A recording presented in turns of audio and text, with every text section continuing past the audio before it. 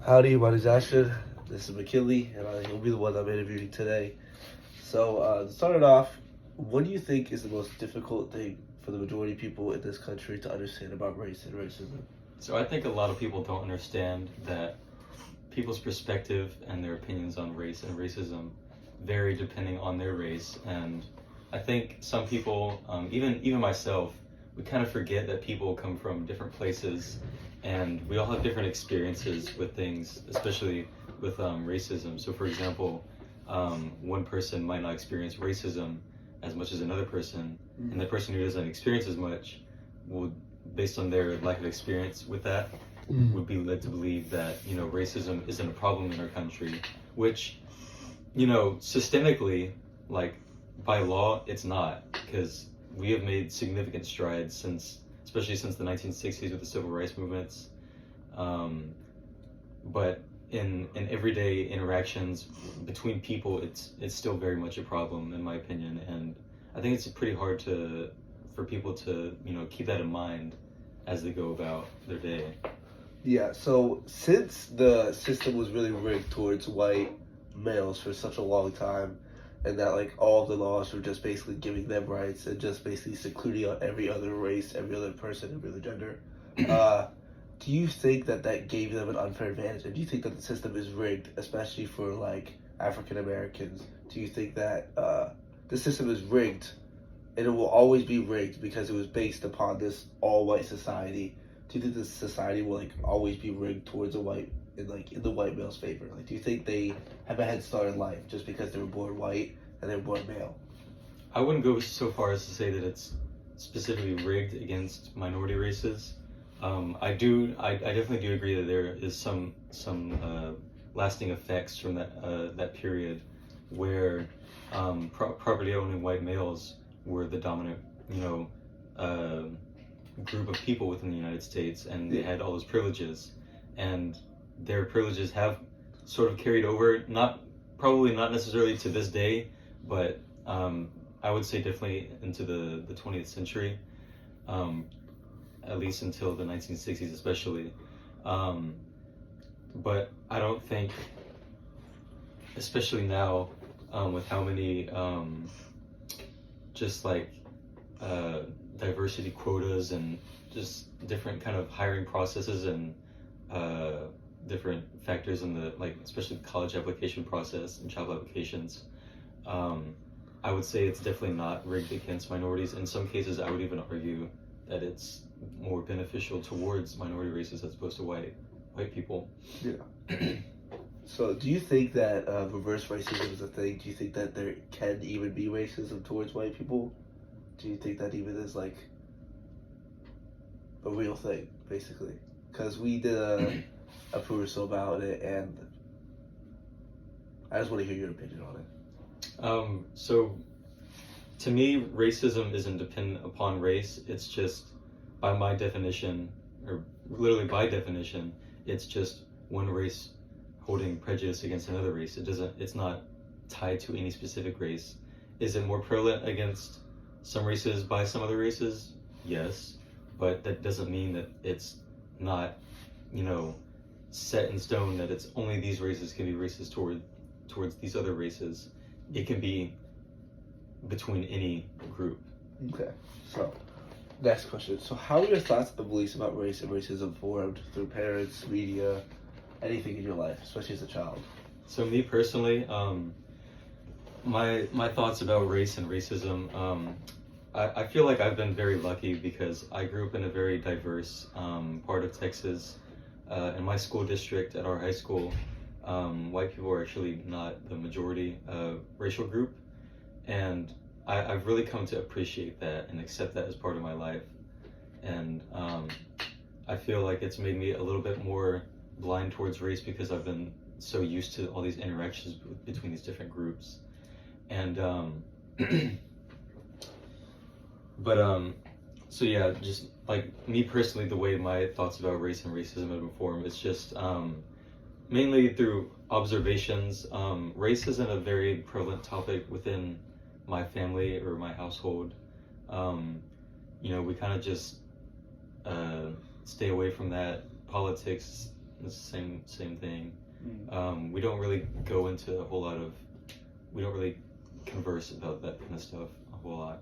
So it's really been up to me to just form my own opinions through television, especially in elementary school and middle school, school libraries, reading about stuff like the Buffalo Soldiers, just and like the Who Was books. Yeah.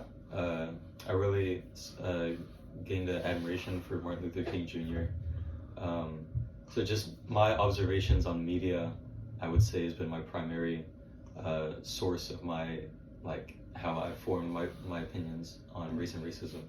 So do you think it is like far easier for anyone to like, I don't know how to say this, but to not be racist or not for these racist views if they're doing school with a lot of different people, like Muslims and Arabs and black and white and Asian. If you have a school with all of them, so it's almost like equal, where not like the white is not just a predominant race in the school. Do you think that it is easier for a child to just kind of understand that like it's okay to look different, it's okay to not just be white, because white is like the most privileged around the world. If you look at Asia, if you're white, you're looked at as power.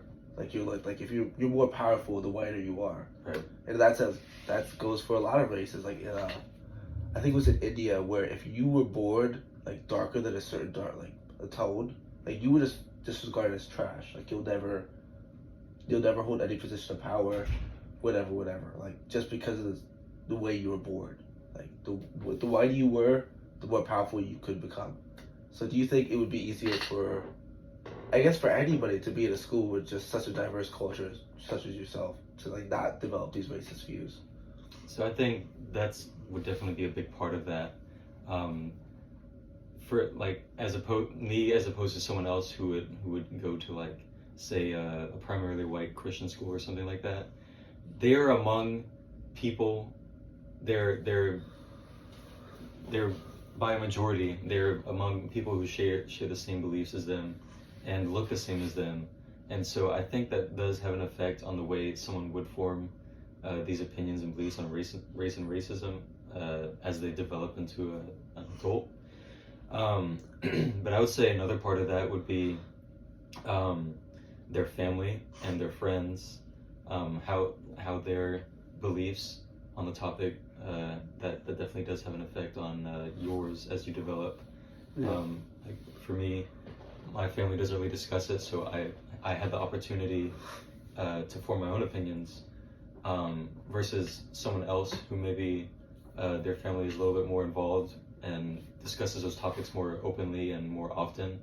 They would definitely pick up on their family, their family's beliefs on the matter, because that's who they look to form their opinions, especially in politics. Yeah. Primary factor of partisanship, forming your your political identity, who you side with, is from family and from friends. Mm-hmm. All right. So the last question: what's one race-based topic that you wish more people talked about or understood? I think again, it's very, very important and a lot of times kind of overlooked. We need to understand that everyone, no matter how they look or what religion they practice or what they believe in, we all come from different places. We've all gone through different experiences. We all have our own set of beliefs and values that we formed ourselves. We all have our own set of relationships between different people. We all have our own dreams, goals, aspirations. Sometimes they conflict with each other, and that's just life. But I think it's a very, very common mistake that people make, especially here in America, where there's so many different people that look so many different ways. We just forget that these are actual other people. It's not all just you. There's all these people are they're in their own world. So, especially at Texas A&M, do you think that, like, on a day-to-day basis, do you see racism, I guess, just by yourself, like, just walking around, going to class? Do you think there's racism going on wherever you go? I wouldn't say I notice any racism, just in my, like my daily commute to class. I have noticed, because A&M is a predominantly white school. That's just a fact. I have noticed some groups are mostly just minorities, and they kind of stick with each other, and there's nothing wrong with that. People it's just in human nature. People like to be among people who are like them, but I think it's also important that we also intermingle. But Yeah. it's just I understand it's really hard to get over that initial barrier of interacting with people who are a lot different from you. Do you think if the minority groups just tend to stay together because they're so afraid of being the outcast of a predominantly white group, do you think that is like kind of contributing to racism? Because if they just stay secluded to themselves, especially for in a predominantly white school, like, do you think that is like very hurtful to like just contributing to racism in general? Because if we're just gonna have white groups and we're just gonna have Indian groups or black groups, like, how is that like, that's not good? Like, how do we fix this? I guess I don't know how to phrase this. Like, is that like detrimental to Texas A&M? Like I said, it can be a good thing, interacting with people who are like yourself, but it's also very important to interact with people who are a lot different from you, because you gain that outside perspective, that different angle Yeah. that a lot of people really need in their lives. I think. I cannot say for sure why they kind of self-segregate within these groups. I have no idea if it is because of fear. It very may well because of that, but considering I am white, I just don't have that perspective. Thank you so much.